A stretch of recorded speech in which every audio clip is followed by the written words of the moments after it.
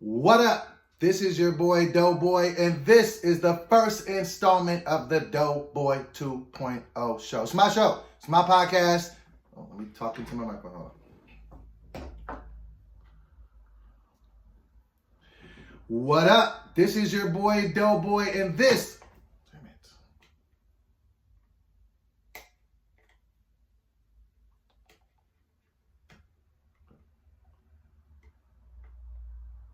Okay. 2 seconds here. There we go. What up? This is your boy DoBoy, and this is the first installment of the DoBoy 2.0 show. And I see y'all see them lights lighting up. You see this mic is plugged in. I told y'all I was doing that. These headphones ain't got nothing coming through them but one thing at a time. You did. The DoBoy 2.0 show, man. Y'all just getting me uncut. I may have a guest from time to time, but for the most part, this is all things DoBoy, okay?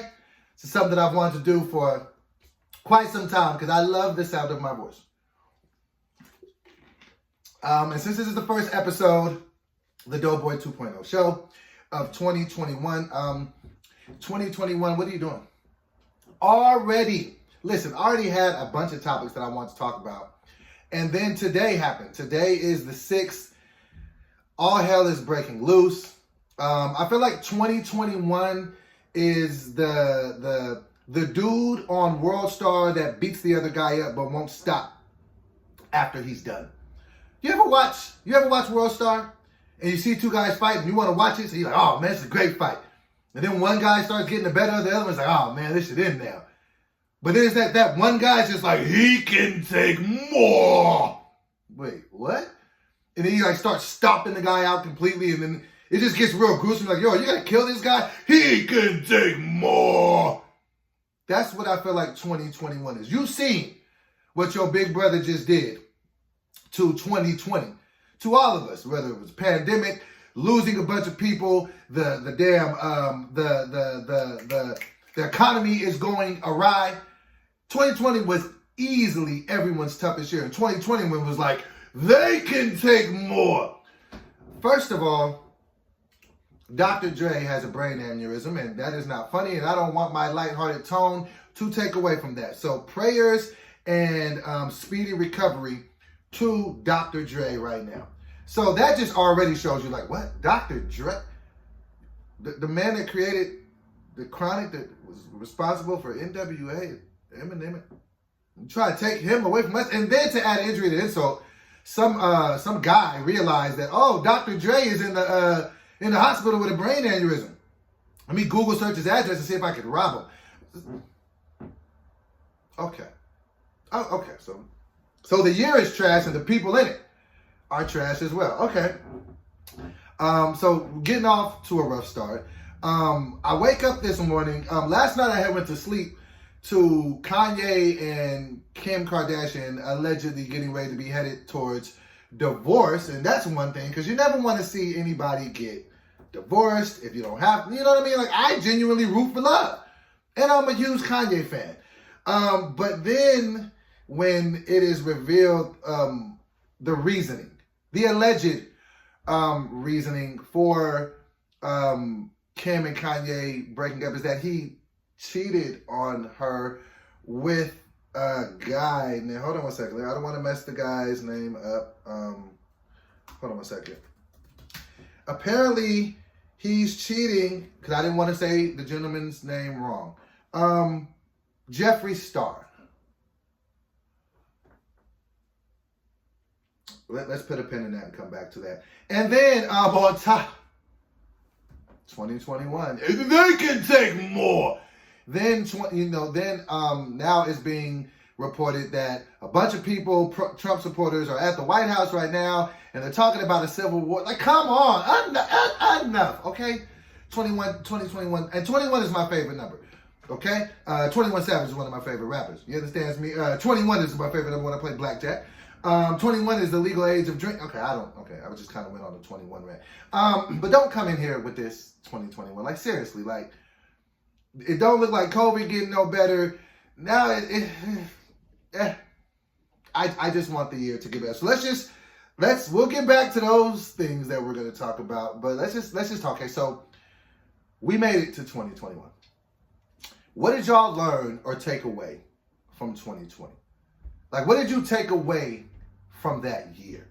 What I took away from 2020 was anything that you're afraid of happening can happen. And sometimes it does happen. But there's no reason to be afraid of it. I went through things in 2020 that scared me so much.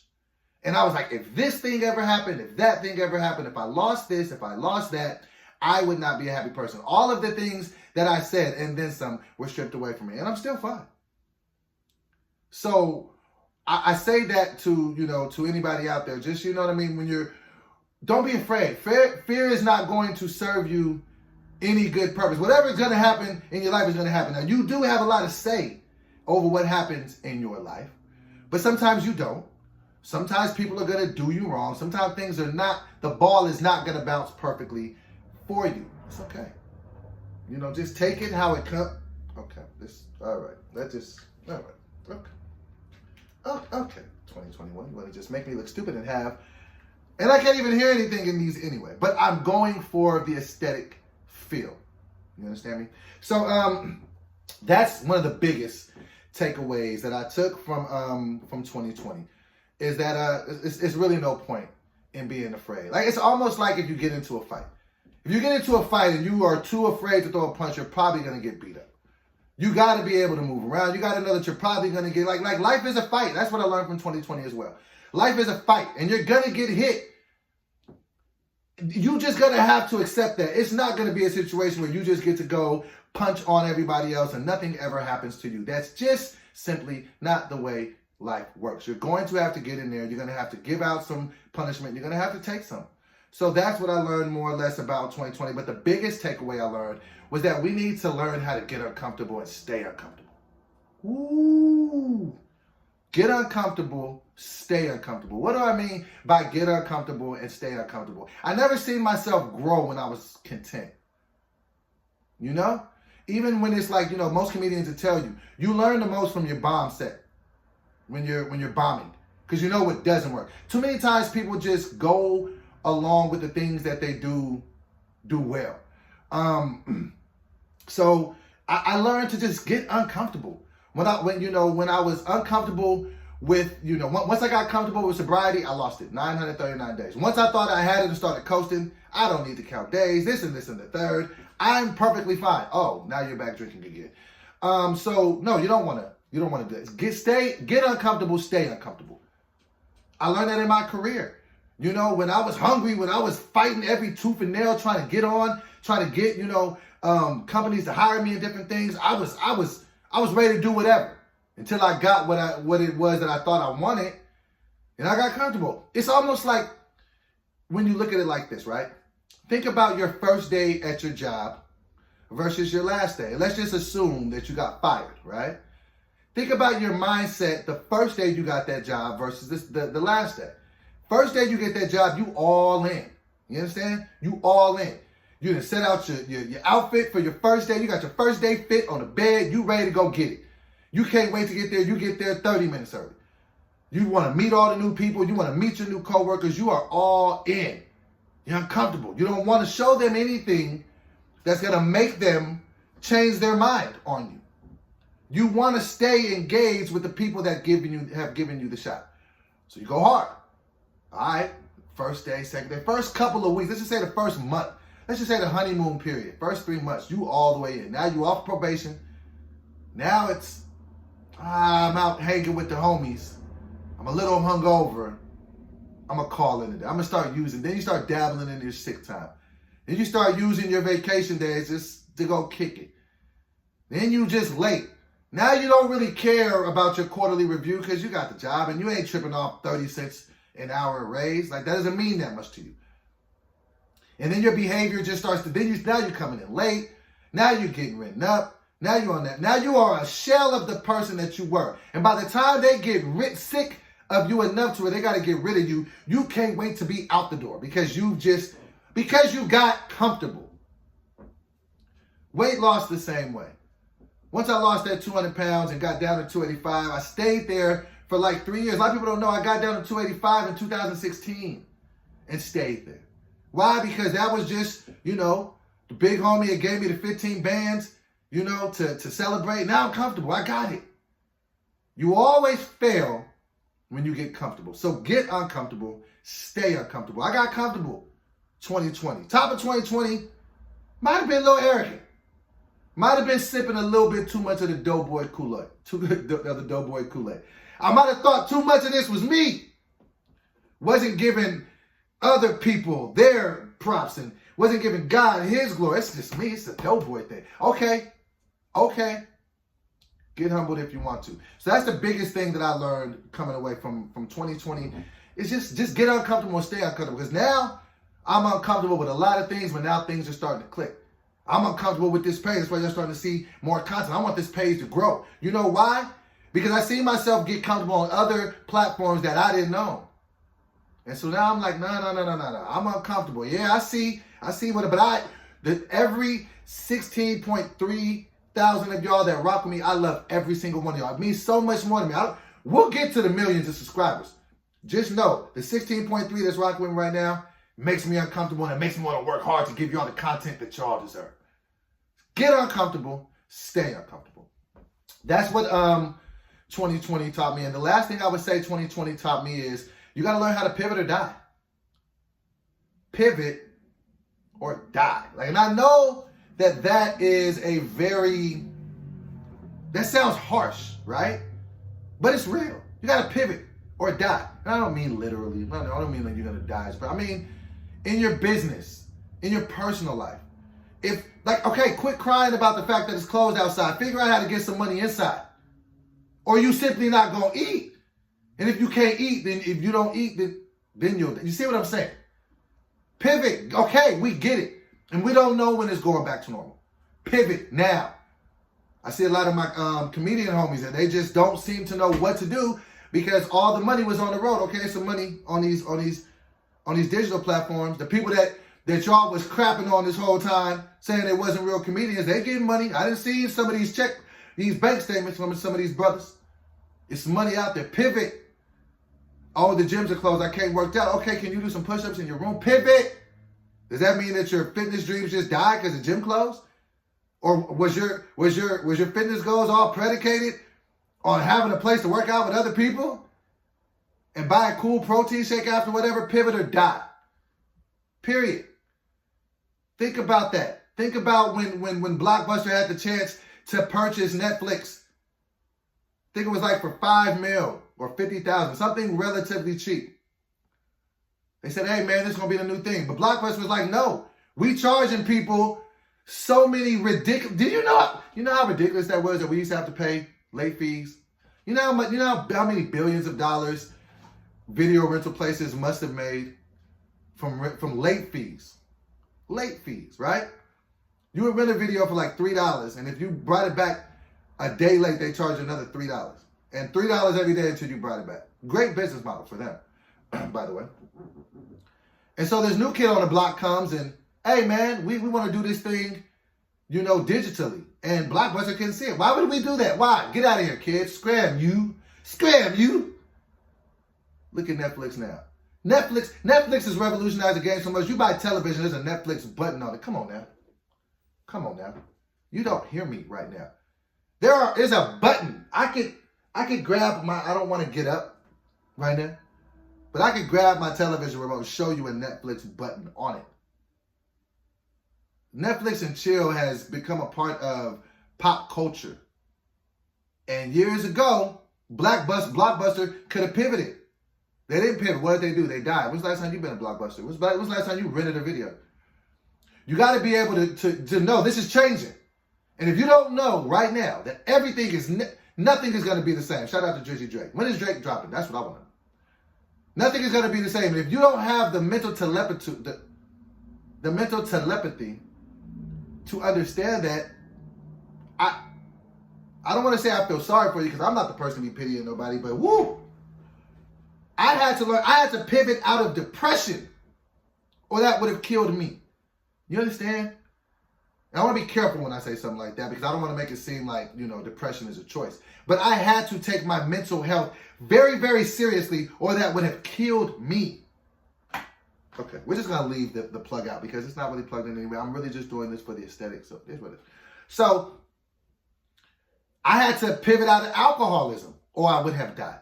And what I mean is if I just accept the fact that I'm an alcoholic and I'm going to drink every day, my life is going to be substantially shorter and the life that I do have will be much less fruitful than the life without it. Pivot or die. You have to. You have to make a decision. Things are going to change.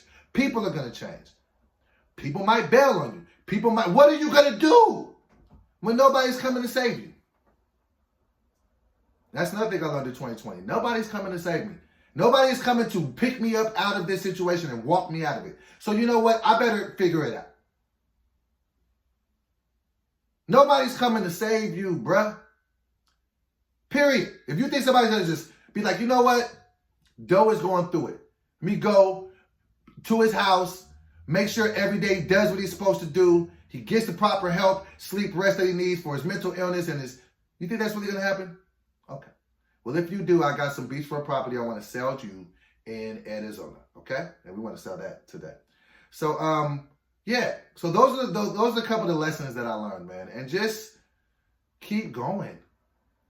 You know, there was a lot of times in 2020 I was just like, man, I'm really over this. For real. But I can't be over it. You know why? Because I can't quit. I can't. So yeah, those are a couple of things that I took from 2020. And going into 2021, I want to be the king of short-term goals. Don't ask me about my New Year's resolution. What? You have to think about that. How arrogant are we as a human race that we just assume we're going to get a whole year? This is my New Year's resolution. Well, that's a great assumption that you think you're going to survive the whole year. And God willing, we all will. There's no guarantee of this. I break it down. New day resolution. I break that down to fractions. New quarter. First quarter of the day between 5 and 11. Second quarter of the day to 11 and 5. And so on and so forth. You know, my first quarter of today was me working out.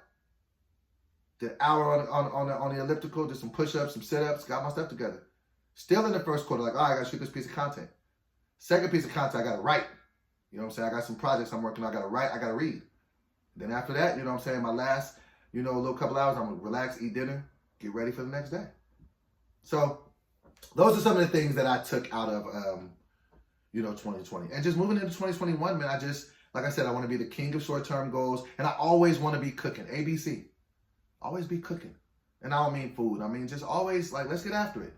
Because what I learned a lot is sometimes when you slow down, you ever notice in a workout, you're going through, let's just say you got 25 reps to do, right? You get to 11.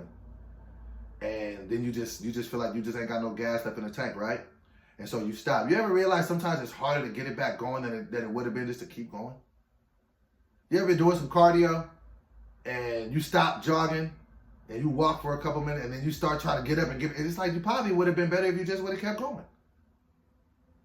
So I'm really into daily goals and I'm really just, every day I want to be doing something. Every week I want to just be working on one thing, one small thing. This week is okay, I don't want to say drink soda. Well, I don't want to say soda because I allow myself to drink soda because, I'm going through the sobriety thing. But let's just say I had a goal of, okay, I just want to make sure I work out at least 5 times this week.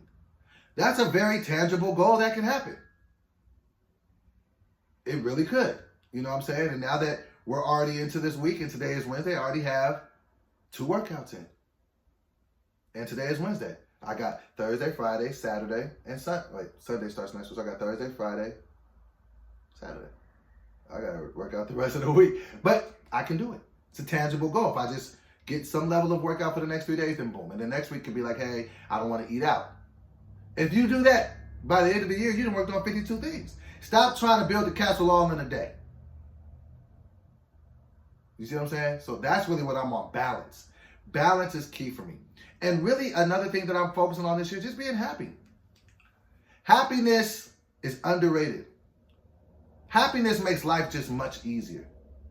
You might not have the money you want. You might not have the job that you want. But can you be happy for what you do have? I might not have the house that I want.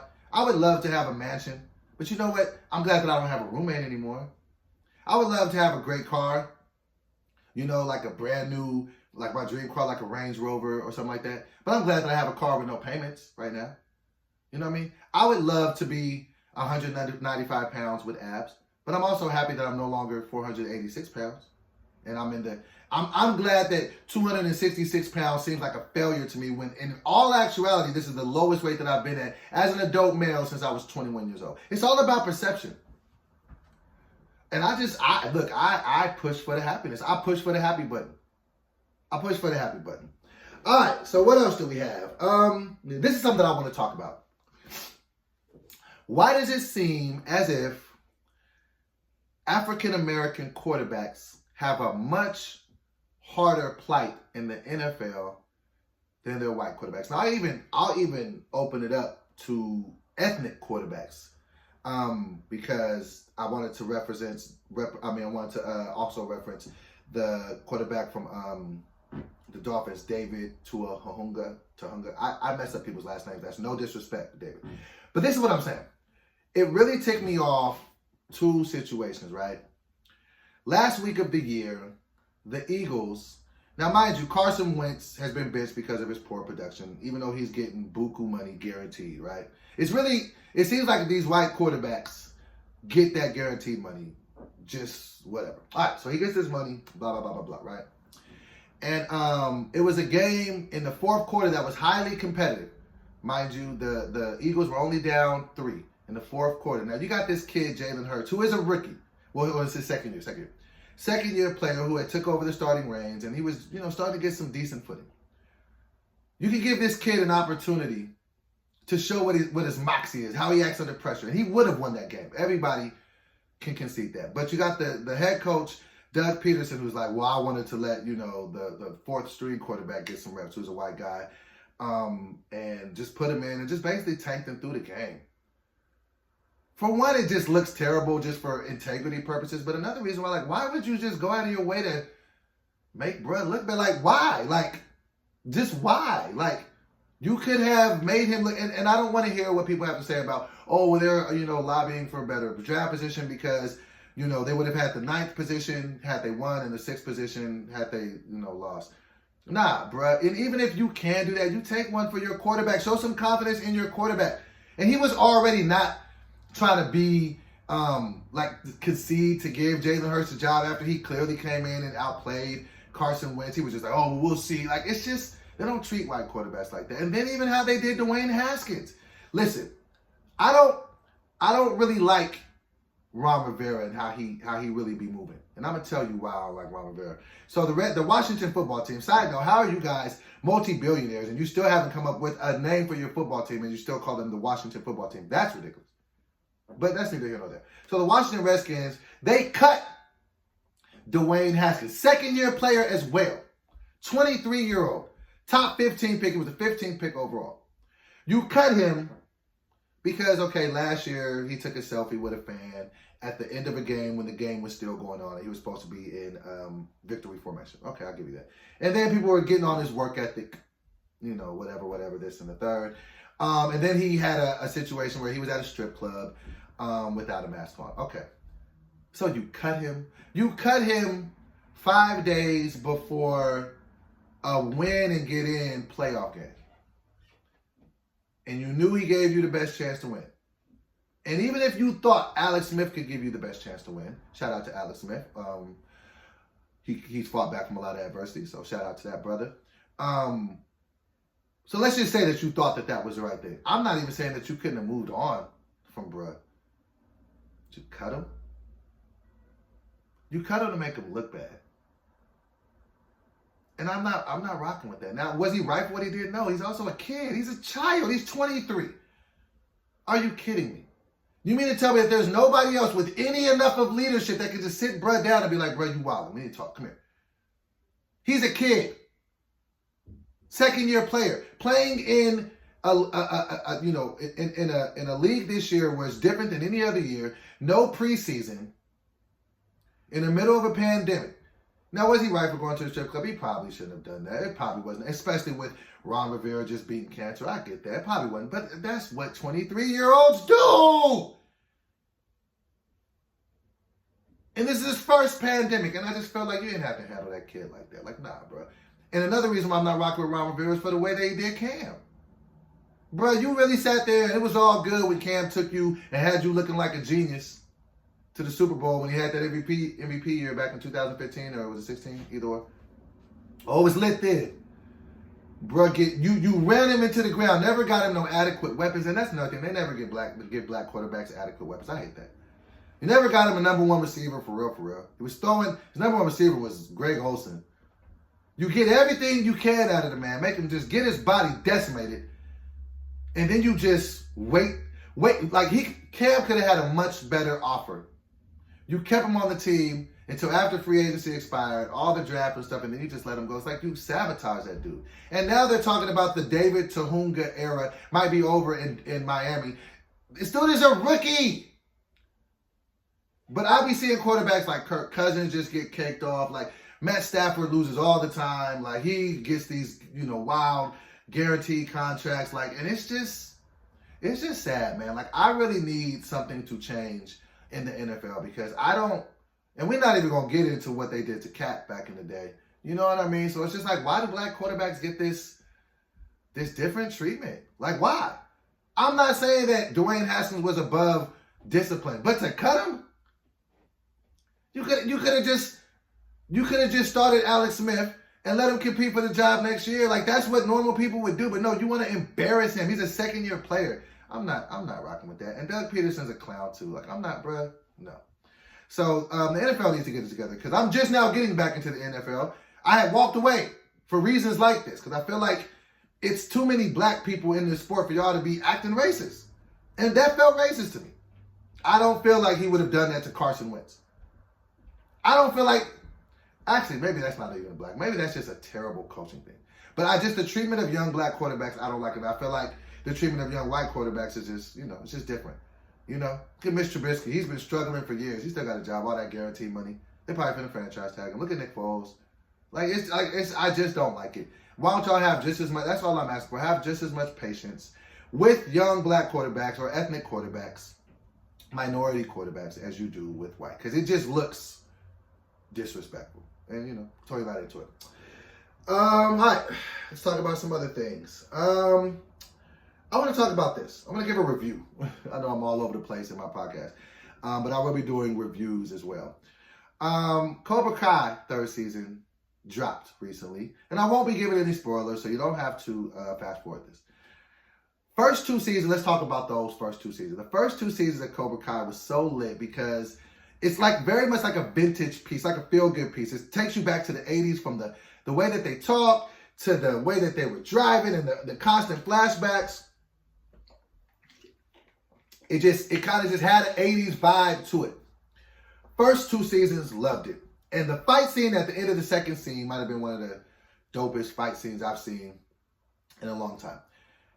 But herein lies the problem. You get to the third season, and they run into the problem that I kind of knew as a writer that they would run into. How do you keep upping the ante here?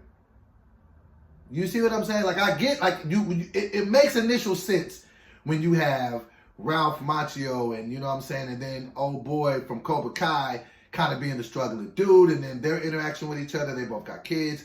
I get that. The kids mix it up, da-da-da-da. Like, I get it. Then you start the karate, and then you bring the OG back, the dude that was the head of Cobra Kai. I get it. But then it was just like, unless there's other crew, like, how much tension can we build? I just think of this as a writer. So I was just like, where are they going to go third season? And they kind of hit the wall that I kind of knew that they were going to hit. It was like the stakes you just cease to care about the stakes. It started to come off real soap opera-y. Starts to come off real predictable. Then even the attempts at humor come off as forced. And I just was just like, nah. Like, and I watched it through to the end. And I will be honest, it did kind of get a little bit better toward the end and not so cliches, but they definitely didn't have you waiting for season 3 like season 2 had you waiting for season 3. At a possible 5, I'd probably give this a 2.5. Actually, I'll probably give it a 2. I give it a 2 because the first 2 was so good.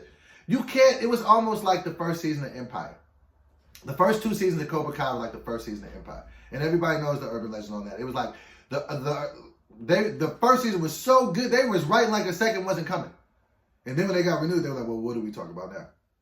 So I just feel like Cobra Kai missed the mark. And I hate that because I low-key waited 6 months to get this. And I was just like, nah.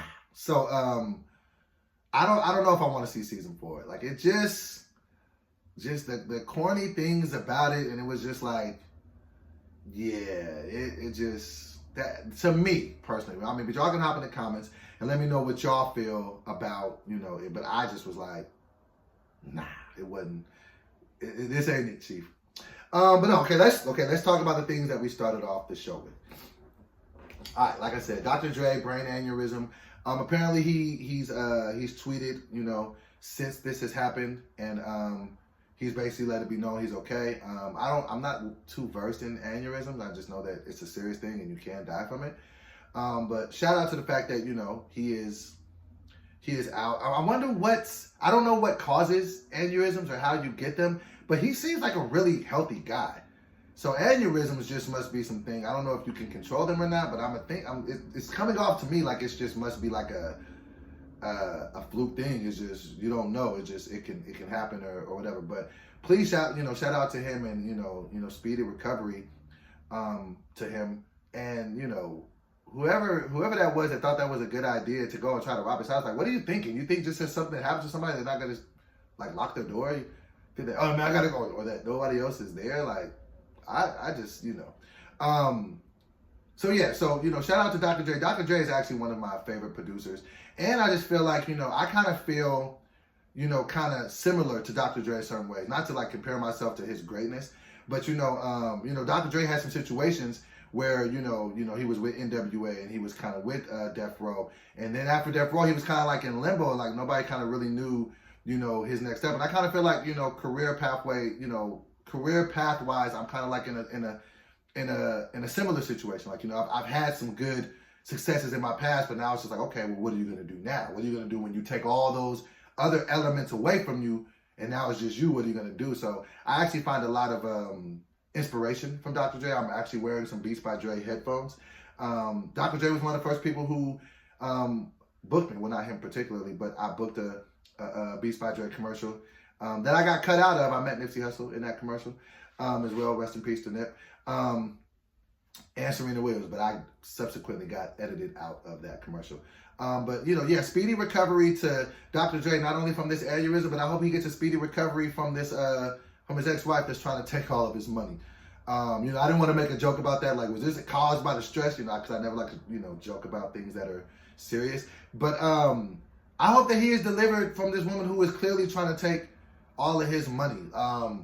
It's always sad to me to see when people, because it's never good. I never rejoice when people break up, right? People break up, I'm never happy for that. But it's just always sad to be like, man, y'all love each other. Like, I mean, I get it. Everybody's trying to get their money at the end and relationships end, but I would never want to do that publicly. Like, you know what I mean? I would hope that if I did get married and get divorced, that I just wouldn't, because it just almost seems like a slap in the face to all the good times. Like, I get it. Things end and people are going to stop dealing with each other. You don't have to go out like trying to decimate a person's, finances, or trying to just be bitter to embarrass them or make them look, crazy. It's just like, much like with that, with the Iggy Azalea Playboy Cardi situation. It's like, and if y'all know what I'm talking about, he dropped the album a couple weeks ago, and then she just took that as the moment, like, oh, you're dropping the album? Let me tell everybody about your infidelity in this relationship and how I don't think you're a great father. I'm not saying you can't feel like that. I'm just saying, like, the world don't need to know that. At the end of the day, it's still your child's father. And these things that happen on the internet ain't going to go away. So even that the way that you might feel about, a person, y'all got a child together. And one day your child's going to see that and be like, wow, mom was just wilding out on Pop. So, that's just one word I'll say. I just, if you're going to be with people and you're going to be in the public eye, just try to be as respectable if it is, because if not, like, you can't take those words back. Like, once you try to assassinate somebody's character, that's just that. It ain't no coming back from that. And you know what I mean? I've seen that firsthand. So, But yeah, speedy recovery to Dre. You know, and hopefully he gets out of this situation scot-free, and hopefully he gets out of that financial headlock that his ex-wife is trying to be, put him in. And hopefully we get detox. Can we get detox, or do we not care? Do we even want to hear 51-year-old Dr. J say raps that we know he didn't write about things? Do we really want to hear that at this point? I don't know. I think maybe we can do without detox. Just because it's just like, unlike 50-year-old Hove that we want to hear about and see what he's going through, I don't really, bar-wise, because Dre was never really a bar dude like that. Would I love to hear the beats that he would do and maybe put other rappers over him? Yeah.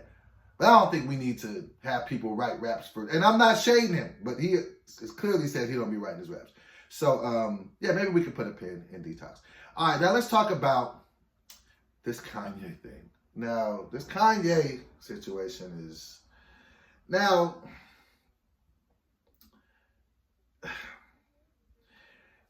I have been very supportive of Kanye after I circled back and used to be very critical of him. I became more supportive of Kanye once it was revealed that he was bipolar, and then I even kind of started to resonate even more with him once it was revealed that I myself am bipolar. And just try to give him a little bit more grace. Not necessarily give him the license just to say whatever he wants when he's ramped up, but just to be like, I know what you're going through. I know what you're going through personally.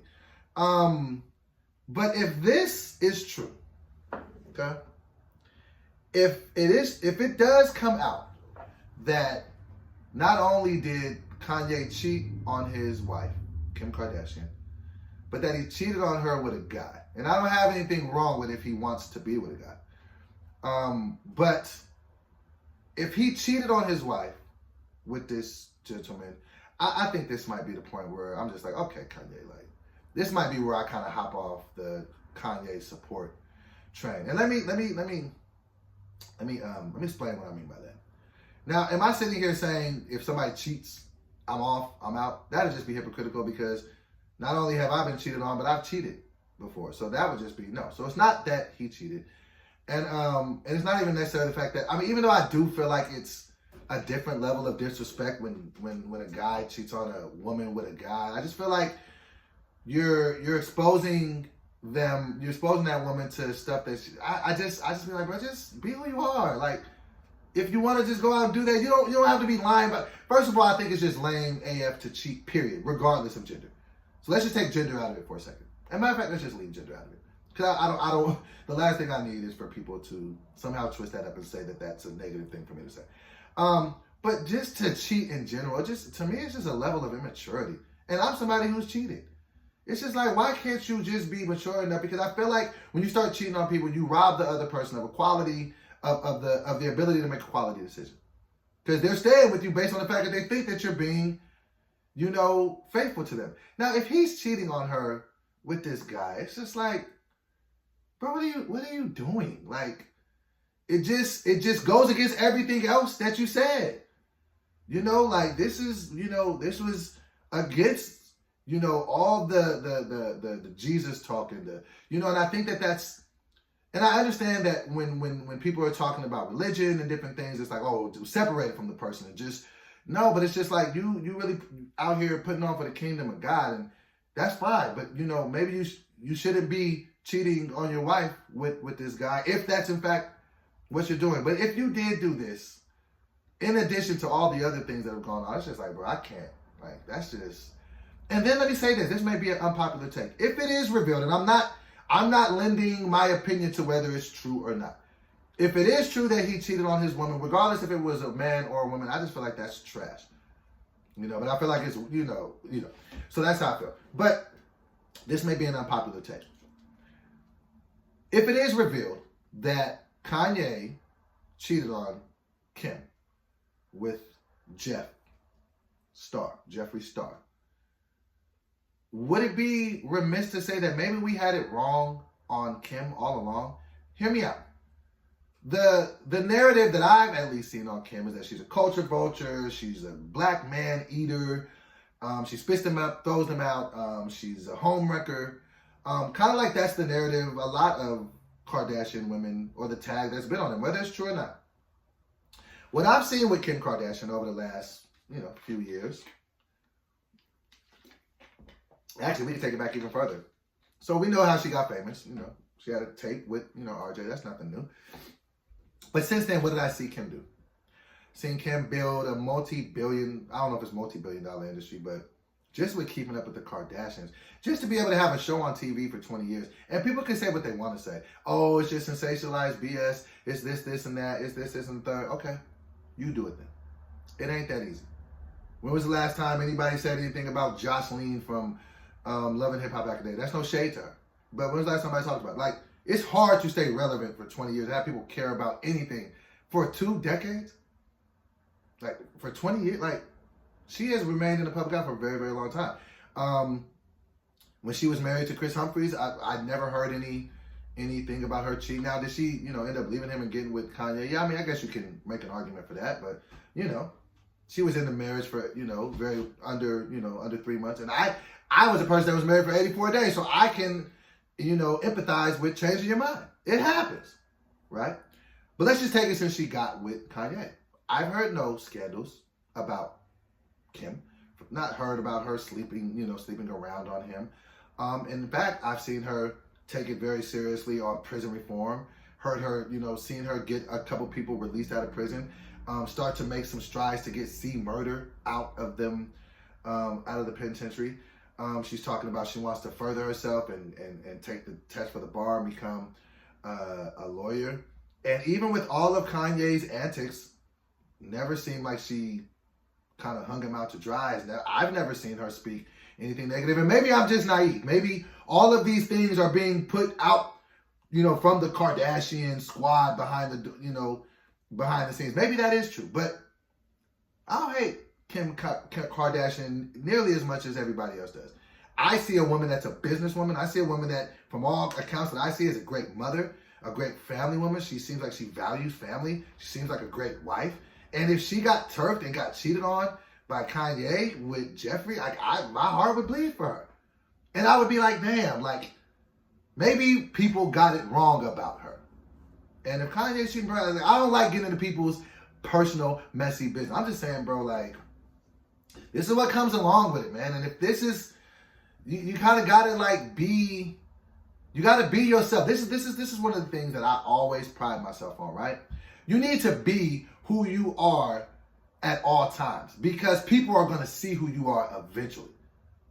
So what I mean by that is, if it is true about Kanye, and I'm not saying it is or it isn't, it is a contradiction of what he has been saying to us over the last year or so. Especially with the dropping the gospel album and doing everything for God. And, well, cheating on your wife ain't godly, bro. Like, you see what I'm saying? So, and nobody's saying that you need to be perfect or whatever, but it's just like, you need to understand it's an increased level of responsibility when you're acting as a spokesperson, as a man of God. It's just like, I just be seeing that. So but my biggest thing is, away from all of this, I got prayer for Kanye. Like what I'm saying is, like, even though if it is proven true, I'm not saying that I'm off of him forever. I'm just like, bro, I'm not gonna keep you like publicly supporting when you bugging. I'm gonna call you on it, but I'm gonna pray for bro, cause I get it and I understand, and I've been a person that's cheated before. So what I'm saying, it's like when you cheat, it's just like it just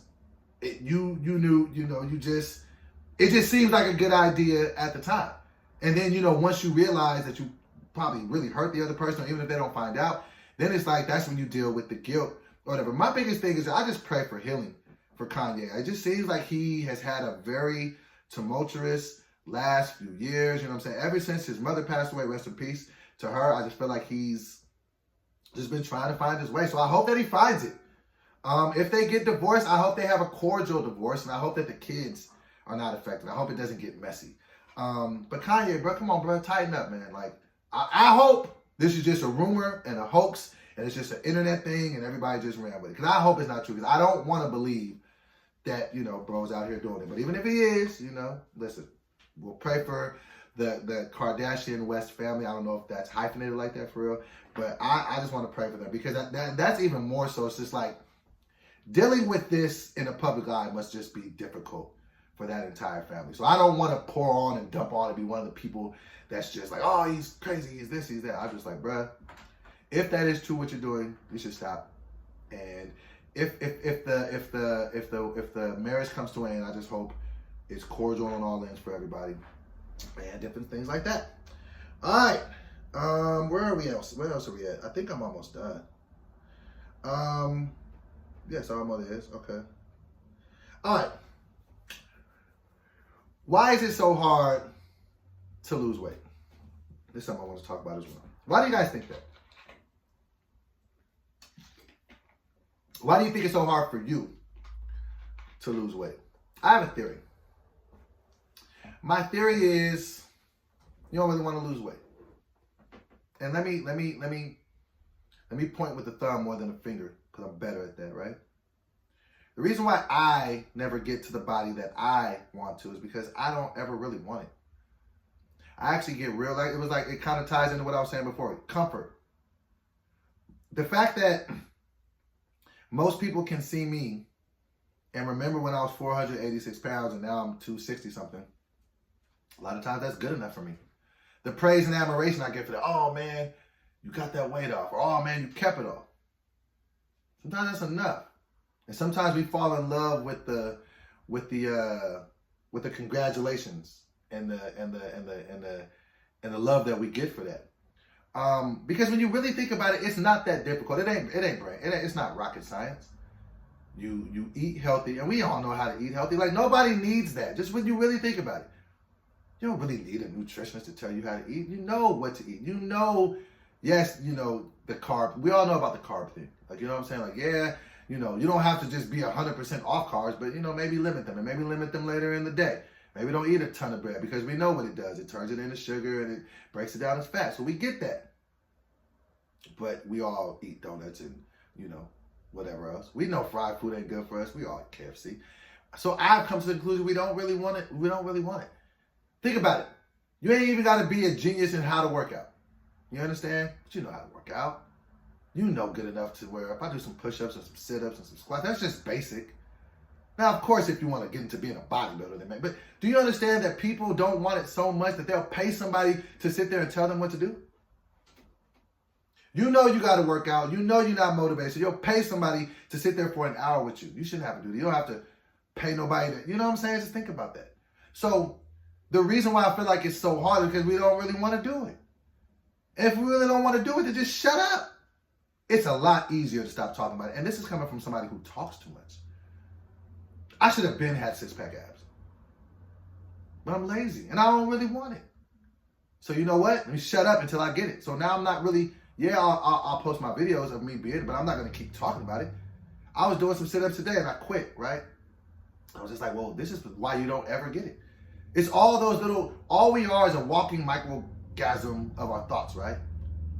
So when you think you can't do something, you be like, oh, I can't do it. You ain't going to do it. Think about it. Elephants be in the circus, right? When they're babies, they put those steel rods in the ground, and the elephants are super little. And when the elephants try to pull his head up to pull the spikes out of the ground, and he's not strong enough.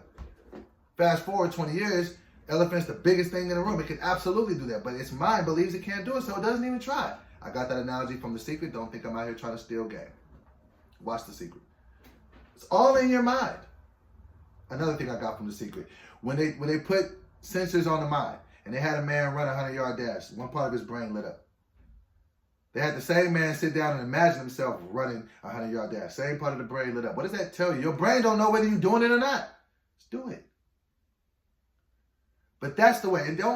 It goes into the New Year's resolution thing too. It's like, this year I need to lose weight. I need to lose this by this. Just do something every day to get yourself in the best shape that you can. Or shut up and just be like, nah, man, I kind of just don't really care how I look. Because that's the thing that'll make you look stupid. And by you, I mean me. I can't keep doing these workouts for the 4th year in a row with my shirt off looking like this if I'm never going to look any different. It ceases to be motivational. And while it may encourage some people to be like, oh, man, he loves himself. He loves his body. I need to be like that guy. And all of this was for naught if I don't get to the finish line. So it's hard because you don't want it. The actual work on it's not even that hard. The workouts don't even be that hard. Think about it, even in the workouts. Yeah, you're going to get out of breath. You're probably going to sweat. But it's going to be over in like an hour. You're not going to have to do that 24 hours a day. You're going to get days off in the week where you don't have to do it. You don't have to work the same muscle every day. Yeah, it's going to be sore, but the more you work that muscle, it's going to get sore. You're going to see your body start to change. It's going to be less sore. So that's what I want to talk, just kind of impart to anybody who's going on another mission to get in shape and to do your thing. If you're going to do that, do it. But do it and shut up about it. And understand that you're not going to do it if you're not serious about it. So just shift your mind and be kind to yourself. That's what I want, because I think I pretty much talked about everything here. Yeah, I talked about everything that I want to talk about. And I just lost. Oh yeah, that's the other thing. Be kind to yourself.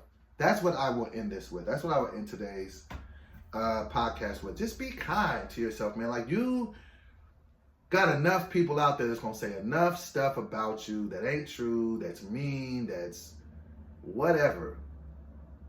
You shouldn't be the person saying that to you. Love on yourself. Say something nice to yourself. I love me. I'd be looking in the mirror like, "Dude, you handsome AF." Just be nice to yourself, because we all work better when we're happy. You know how sometimes you try to prove somebody wrong, so you'll be way more motivated. You might be more focused and stuff, but you're not having fun. What's having fun is just when you don't care what nobody says. Just like, I came to that point where I just had to just be like, man, I love me though. And I get why a lot of people don't like me. And that's cool, and I'm gonna live with that.